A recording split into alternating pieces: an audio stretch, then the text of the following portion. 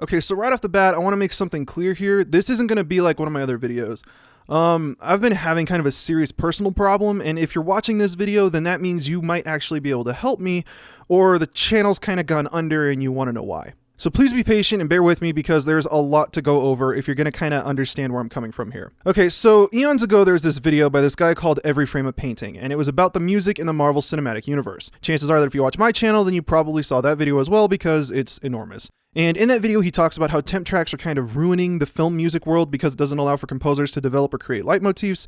Now, on the surface, you might be thinking, yeah, cool, great, but longtime viewers of the channel might know that I have a video about the exact same topic called Why Soundtracks Aren't Taken Seriously. If you haven't seen it, I'll leave a link to the video in the description, and you can check the date to make sure that I'm not lying. Now, as of right now, the video is unlisted, and I ended up taking it down because I used the term musically illiterate to describe people who can't read music, and ever since I posted that video, everyone I've spoken to online was identifying themselves as musically illiterate, which really wasn't my intention with that video.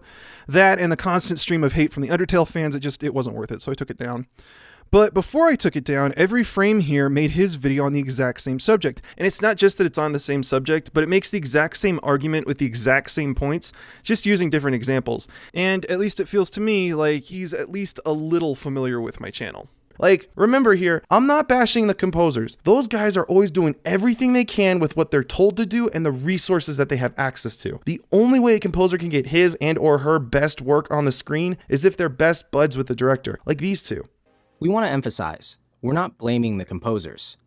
Things don't get this way unless it's systemic. The big advantage of a temp track is that most directors are, well, musically illiterate. So instead of saying something vague like, I want something that sounds really big and epic, they can instead give the composer a musical example of what they specifically want. Before temp music became popular, directors would often reference other music as a way to talk to the composer. So you have to change the music to fit whatever the director wants, whether you think it sounds right or not. Now, a director points to the temp and says, make it like that. And it's not because the music is the right choice, but because they've listened to it. On top of that, he posted a second video with all of his musical examples that he wanted to use in his video, which is exactly what I did with my Pixar video, and at the time, I hadn't ever seen anybody else do something like this. So in short, it kind of felt like he had seen my video, thought it was a good idea, and basically just copied it. But there's more to this story. See, Every Frame was releasing videos on a monthly basis. If I'm not mistaken, that was kind of his schedule. He hadn't posted a video in over 4 months, then posted this Marvel video, then quit. Like, permanently quit, never released another YouTube video, left the platform completely. Which is strange because this Marvel video is the second most popular video he's ever made. So it kind of feels like to me like he was out of ideas, ready to call it quits, went 4 months without a video, saw mine, got the idea to make his own version, got a crap ton of views, and then ended up calling it quits for whatever reason. Now, here's the thing. This kind of practice is absurdly common on YouTube. I've actually done something similar to this on my channel, never this bad, mind you, and I only ever did it during my first year or so-ish when I was making videos, because I figured that no one was ever going to really see them. Then I realized that instead of just citing people in the descriptions, I could just use clips of their videos in my videos to create a better distinction between their ideas and my own. For example, Quinten Reviews actually has a really great point about this phenomenon that I can relate to entirely. Because of this, he felt that he could borrow style from other creators without it being a big problem. This is something a lot of YouTubers go through. When you're small, you don't take the idea of content theft seriously, and you just borrow from wherever you can. Then, as you gradually gain an audience, you find your own voice and style and move away from the people you've copied. But the thing is, you can go back in the descriptions of my videos and see me properly credit where I got those ideas from. And I never got a single message or shout out or anything from Every Frame, not even a Twitter follow, nothing. Now, immediately there are going to be two groups of you. Some of you are going to be mad because you agree with me about this whole situation, but most of you should be mad at me because I look pretty desperate or butthurt right now. And don't worry, I'm going to get to that. But not before I mention how this all happened again fairly recently. Not too long ago, Adam Neely released a video about how the music you listen to when you're 14 sticks with you for life. And there are some suspicious similarities between that video and the video that I made about Coco. For instance, we both have a similar way of explaining dopamine. This is what makes things like food and money so enjoyable. They're critical to our survival, so our brain makes us like them more. At the same time, drugs like cocaine light this part of your brain up like a Christmas tree. And if you ever go overboard and short-circuit your mesolimbic pathway, you can end up with some sort of addiction, even if it isn't directly drug-related. And this system relies on a neurotransmitter called dopamine in order to function. Think of it like the fuel that your mesolimbic pathway needs to work. See, there are patterns of dopamine release in our brains that are a reward for listening to music, the same way that our brain chemically rewards us for eating, for exercising, and for taking psychoactive drugs. In other words, the music of Linkin Park is quite literally my cocaine. We both have a similar way of explaining how this whole process isn't stuck with us for life. Now, that doesn't mean you couldn't theoretically change your taste in music if you wanted to. The whole idea of neuroplasticity is that your brain can rewire itself based on what's going on around it. Does that mean that our taste in music as adults is completely fixed? Well, not really. I discover new music all the time that I find quite exhilarating. We both happen to cite the exact same source from the New York Times. This is exactly what Seth Stevens-Davidowitz found in his New York Times article titled The Songs That Bind. He found that people tended to gravitate toward the music that they listened to as a young teenager. He found that the critical age of influence was 13 for women and 14 for men. There happens to be a strong correlation between popularity of songs in terms of number of Spotify plays, when they were released, and the current age of the listener. And you can see Adam citing a passage from a book that made it both in my video and in the description. And then, not only for whatever reason does he start talking about how this process can affect people with dementia. Elderly patients with dementia and Alzheimer's, who are typically unresponsive, will suddenly come alive when they hear the music of their youth, singing and humming and moving along to the music. But he even goes so far as to use the exact same clip that I did. Now, those are a lot of similarities, sure, but the legendary quote by CGP Grey is that no one owns the facts, right? Nobody owns the facts is a thing I tell myself often, but it doesn't take away the anguish of when someone else does the same topic so soon to when you intended. I don't own those sources, I can't say where and how those sources get used, but the part that bothered me most was right here. See, there are patterns of dopamine release in our brains that are a reward for listening to music. So he mentions that there's dopamine that gets released in your system when you listen to music, and he cites this source. And almost without addressing it, he just moves on. But here's the thing. Within the context of his video, what does dopamine have to do with any of this? The source doesn't mention anything about teenagers at all. Nothing. It just says that there's a dopamine response in the reward pathway during emotionally intense moments in music. It happens in adults, arguably it happens in children, and all Adam has basically said at this point is the neurobiological equivalent of music makes you feel good. When in fact, if anything, the opposite is true for teenagers. See, teenagers actually have less dopamine in their system. So if anything, by just saying that there's dopamine in your brain when you listen to music, Adam has actually argued that teenagers don't like music as much as adults do by citing this source. And the whole thing stood out like a sore thumb to me. And when I confronted him about it on Twitter, he said that he saw my 4 chords video about this whole dopamine process, and he cited the source from there. But I don't think that's true, because in my Coco video, I explain this dopaminergic effect on teenagers, and if you want more detail, then you can just go watch that video. But in my video, during one point, I happened to reference my 4 chords video, and the clip that I just so happened to pick from my 4 chords video just so happens to flash that specific source. Now, in the description of his video, he gives me a shout out, which is more than I can say for every frame of painting. And in the comments section, he has this pinned post where he talks about how similar our videos are, and that he assures you that he hadn't seen my video and that it wasn't a copy, but that my video makes his look like a cheap facsimile or something like that. But in earnest, you have to understand, Adam is a smart guy. You can watch any one of his videos and see that he clearly knows what he's doing. He's been in this game for almost a decade now. And this right here, this is wrong. And I don't mean like morally, I mean like factually. I don't understand how he could possibly reach this dopamine conclusion with just this source. The dopamine thing just doesn't make any sense within the context of his video. What's more is that apparently a lot of people didn't like this video for whatever reason. And the hate was so much that Adam felt the need to reassert his position in a Q&A video later on. Your theory only really applies to mindless pop sheep with no understanding of music. And I don't think in 20 to 30 years people will look back and say, hey, you remember the good old days when the new Taylor Swift and Justin Bieber came out? Okay, so first of all, the idea that you're heavily influenced by what you were listening to when you were 14 years old is not my idea. I cited several different sources from several different disciplines, data analysis and neuroscience, that suggest this. But here's the thing, that's the exact same source we've been talking about, and it does nothing to support the claim, like, at all. Unless he's actually going to go all out and use the exact same argument that I used from my video, this source doesn't support the claim. But that's not the end of the story here. See, in that pinned comment, he also mentioned how he took down a video where he discussed whether or not Vox plagiarized one of his videos, because now that video makes him look like a hypocrite or something. In case you aren't in the know, long story short, Adam came out with a video talking about the national anthem. A little while later, Vox came out with their own video talking about the national anthem that basically talked about the exact same points as Adam's video. And in this video that Adam took down, he basically said that Vox didn't plagiarize him, but that it would have been nice if they'd at least contacted him, and that it looked like Vox wasn't aware of the platform that they were producing content for. But here's the thing. Apparently, at some point, there was an Instagram post where Adam describes Vox's video as a point-for-point remake. I'm not good at social media, so I couldn't find the post, but I found some people talking about that post. And on some level, if that's true, it seems like Adam was kind of pissed that Vox basically lifted his video. But here's the thing, and this is the thing that I think no one really talks about, is that there's a substantial difference between plagiarism and copyright violation. Everyone on the internet talks about copyright violation, and that's when you just copy and paste something, like literally rip and re-upload someone else's video. And that involves the courts and getting sued and cease and desists and fair use and all that wonderful legal stuff. Plagiarism, on the other hand, is when you take someone else's idea and pass it off as your own. I mean, failing to bring original thought to the work is literally a textbook definition of plagiarism from the Wikipedia page. But the thing is, plagiarism isn't illegal.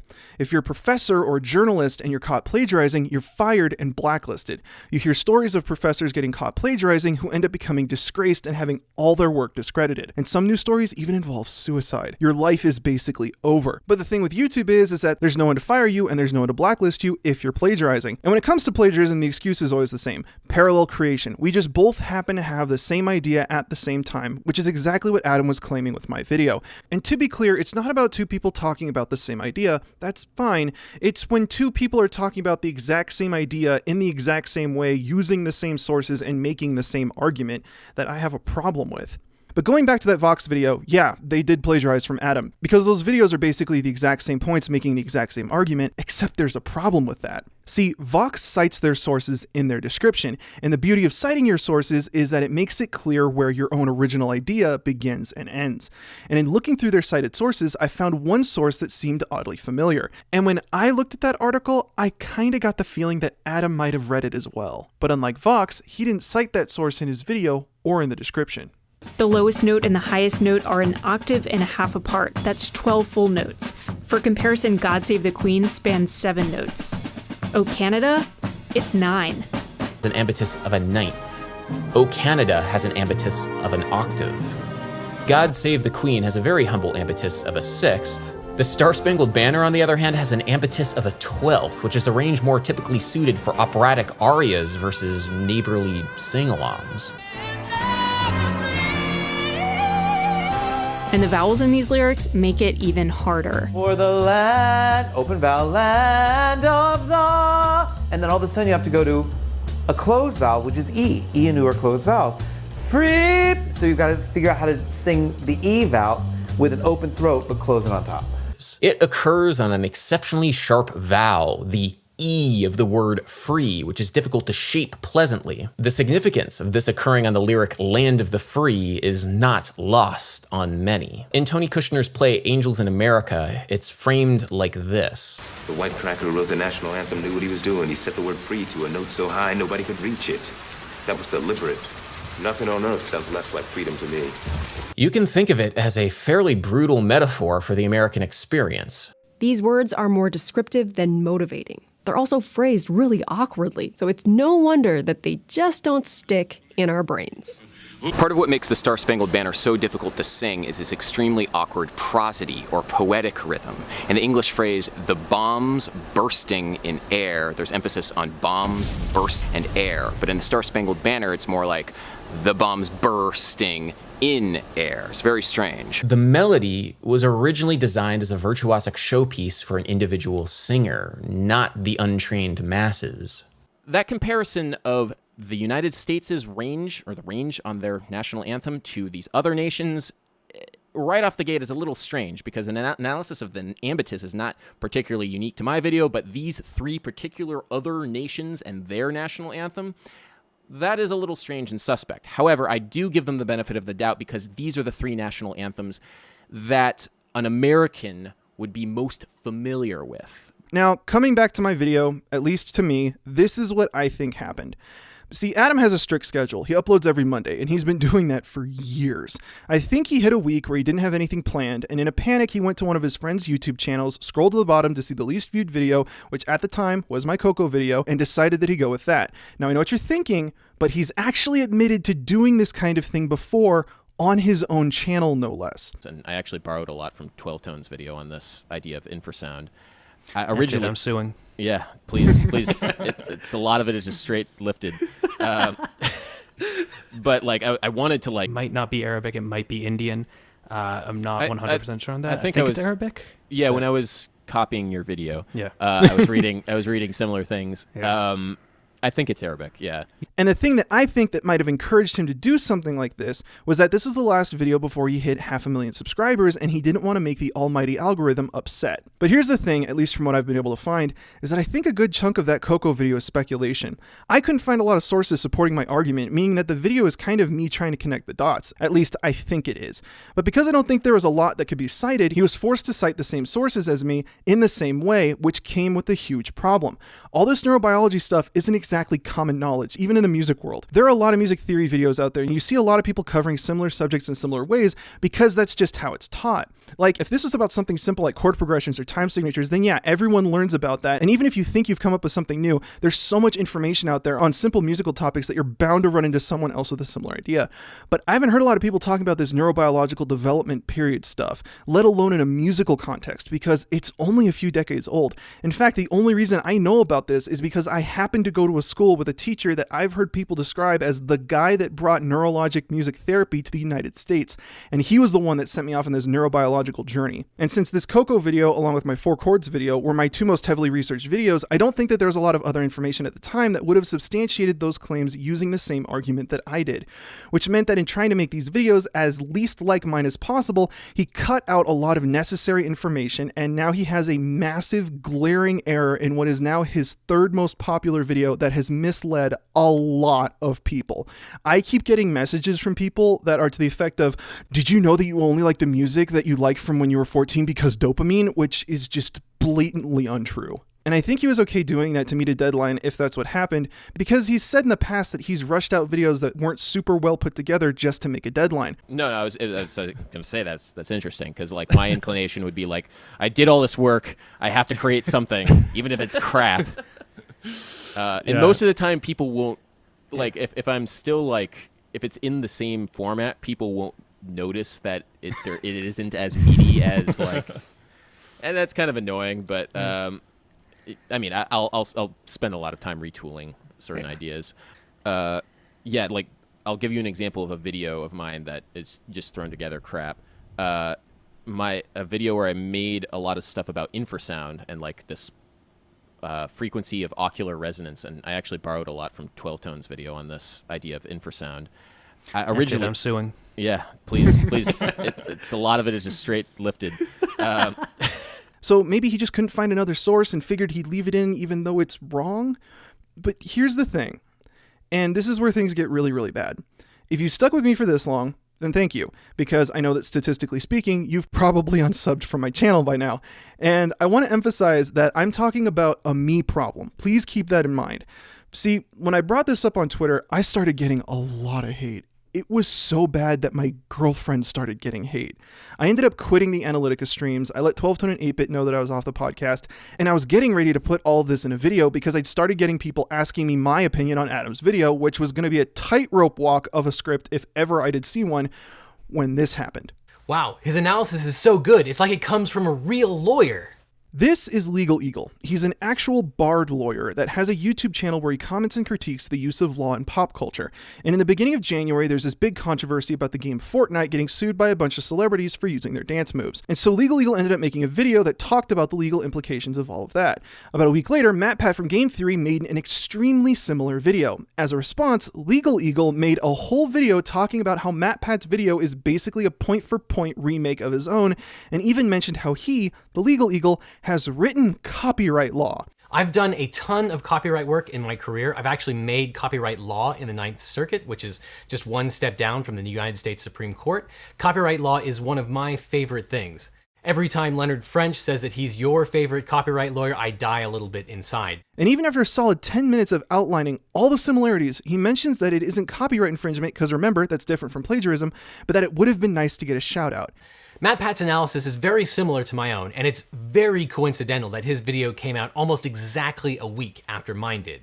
That's what real lawyers call circumstantial evidence, and it's very strong. But in fairness, MatPat isn't copying my analysis word for word. But given the similarity of the analysis and the timing of the videos, I'm pretty confident that my original video provided the background legal knowledge for his video.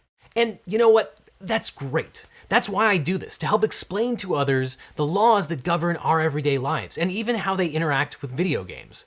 I'm glad that MatPat found my video interesting, and I'm glad that you, a fellow Legal Eagle, find it interesting as well. But come on, man.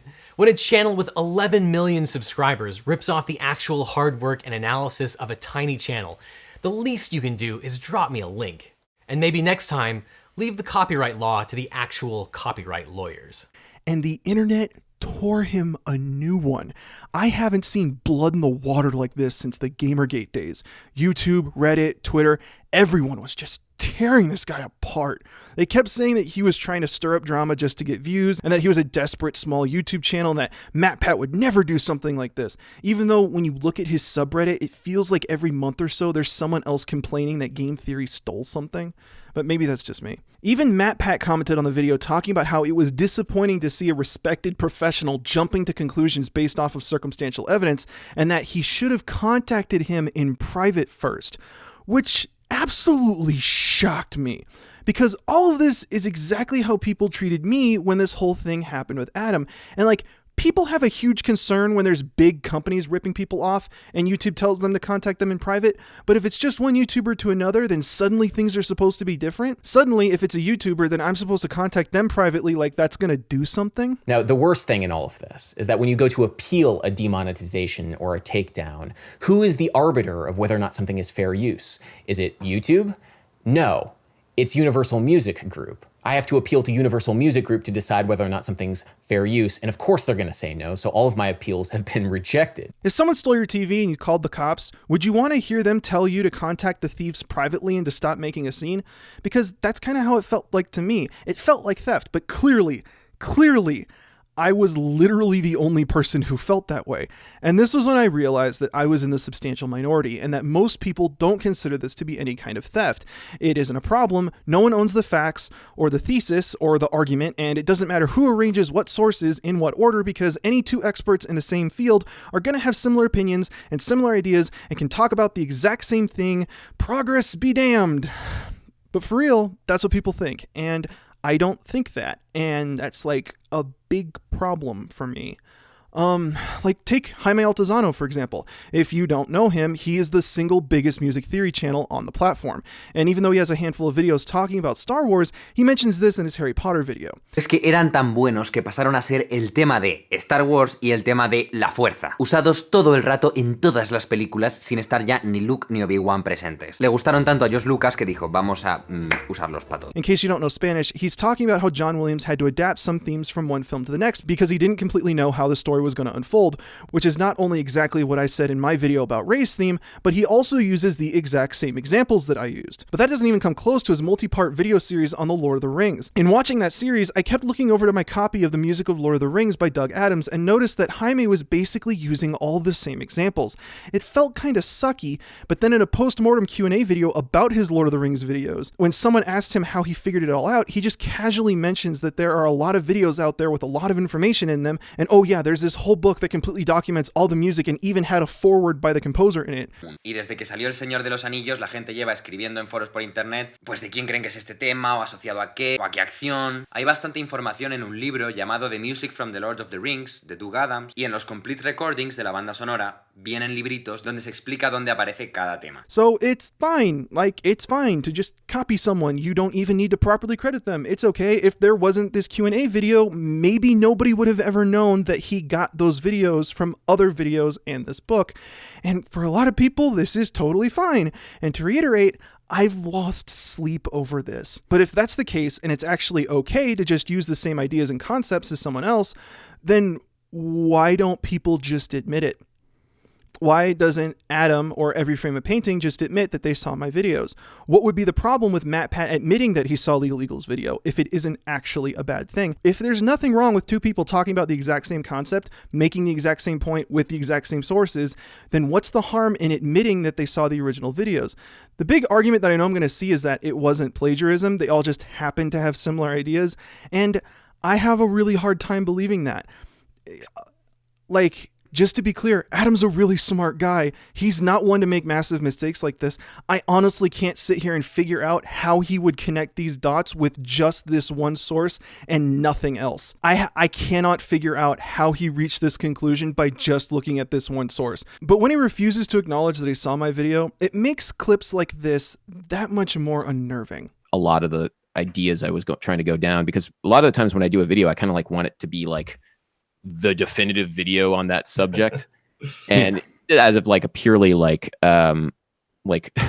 egotistical sort of thing, like, no, it has to be mine, has to be the thing when it comes to the top. It almost makes it seem like he wanted to have this idea all to himself. And you see, there's a PS to everything that happened between him and Vox. They ended up putting him in one of their videos. But here's the thing. I had to study French, German, Spanish, Latin, and even some Greek growing up. So when I went to music school, explaining modulation via languages was the easiest way for me to understand it. And that's how I explain it in my videos. Think of these two here as like Spanish and Portuguese. They share a lot of vocabulary and a lot of grammatical structures. But then these two languages would be like English and Mandarin. They have almost nothing in common. And I haven't found anyone else that explains it this way, at least so far, let alone using the exact same languages. Or you have to be able to be fluent in a key, like maybe C is Spanish and G is Portuguese. Those are very similar languages. If that's the case, like, okay, maybe C is Spanish and you have a distantly related language, like maybe Japanese. Let's say Japanese is B. There's not much in common with those two languages. And so here's the thing. I understand that I'm seriously the odd one out here, and you all probably hate me, and that's fine. If anything about my experience online has taught me anything, it's that no one here is going to agree with me. And that's kind of why I'm making this video. This doesn't feel right to me. And I told myself when I started YouTube that I wasn't going to let it change me. I wasn't going to let myself fall for anything, and I wasn't going to let YouTube change my values. And when you think about it, at some point, Adams probably felt the same way. I imagine it must have sucked to see Vox steal his video. He knows what it feels like. I don't know why he'd do it himself, though.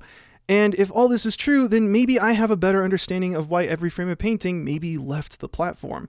But then again, that is, if you agree with me about anything in this situation at all, which, as I've made pretty clear, I'm like 99% sure none of you do. But there's something else to all of this, and I'm kind of getting to my point here. See, I've been on the internet for a long time now, longer than most of my audience. And that's not me bragging or anything, that's just a numerical fact. I know how old most of you are. And there's this old adage on the internet by the one and only Gaben. Don't ever, ever lie to the internet because they will catch you. And that's been a do or die adage for me. But with all of this, it almost feels like it slipped away. I understand that no one thinks it's plagiarism. I don't agree, but I get that that's how people feel. But people aren't even catching the similarities, let alone the mistakes that arise from them. Of course, not all of MatPat's analysis is correct. For example, in his video, MatPat doesn't quote from the actual Copyright Act. He actually quotes from Circular 52, which is a publication put out by the Copyright Office. It's not the law, it's just a helpful guide for lay people. There's this idea on the internet called Cunningham's Law, which states that the fastest way to get the right answer on the internet is to not ask the question, it's to post the wrong answer. But in practice, it doesn't really feel like that's true anymore. And as much as I'm sure that most people won't agree with me, there are whispers across the internet that make me feel more justified or validated in this endeavor. There's a really great post on the video essay subreddit called Why Video Essay Culture Sucks and How to Fix It. And it talks about misinformation and ripoffs and stealing, which for the most part, at least I think, agrees with what I'm trying to say here.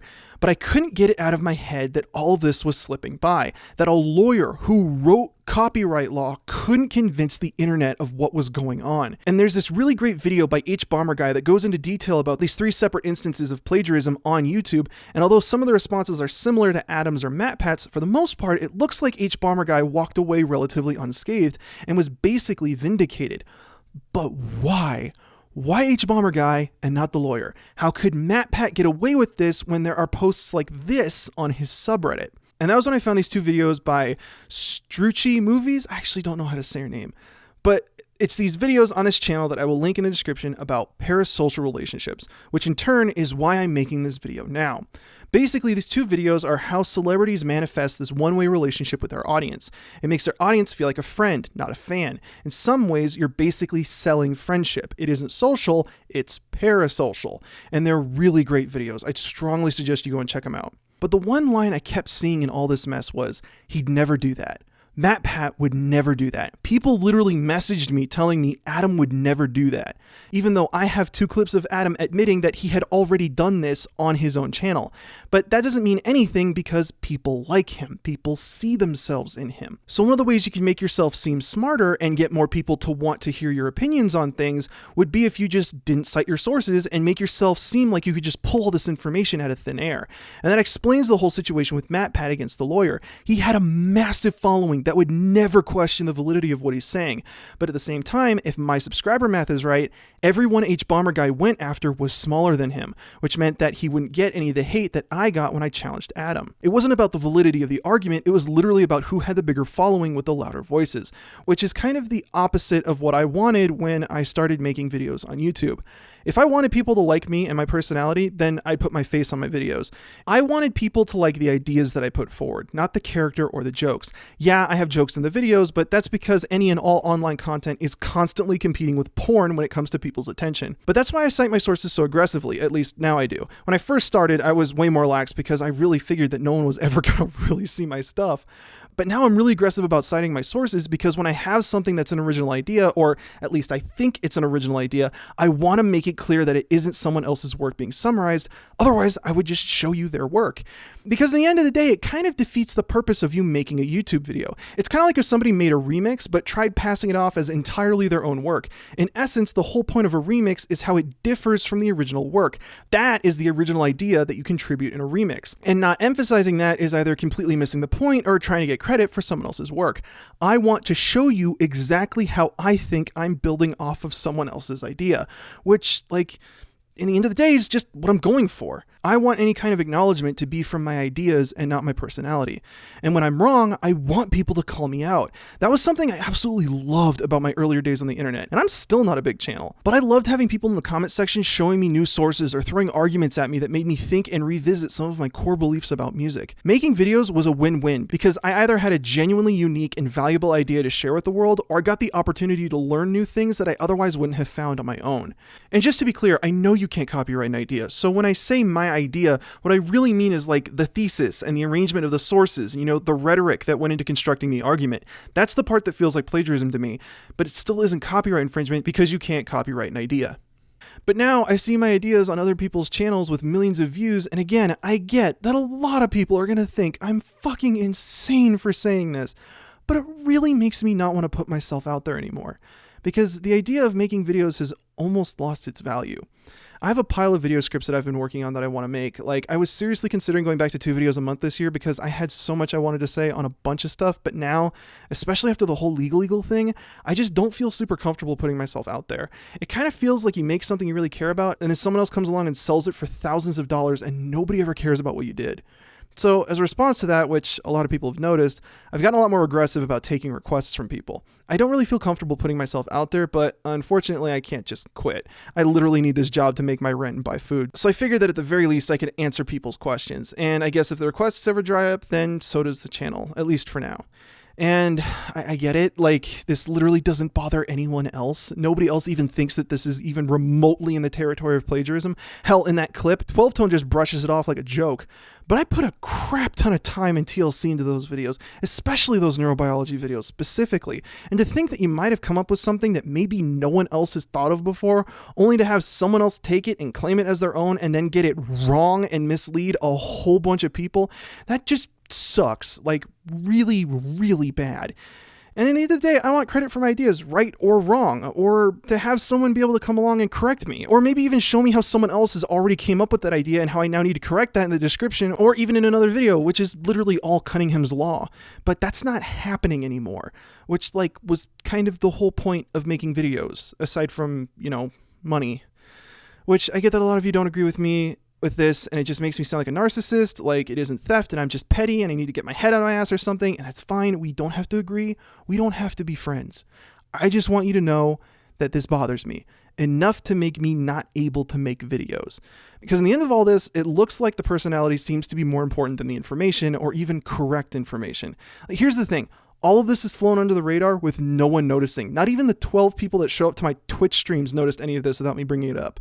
And if this much can go by without anyone noticing, then it doesn't really matter what the videos are about because everything's going to seem like new information when nobody's paying attention. I did all this work. I have to create something, even if it's crap.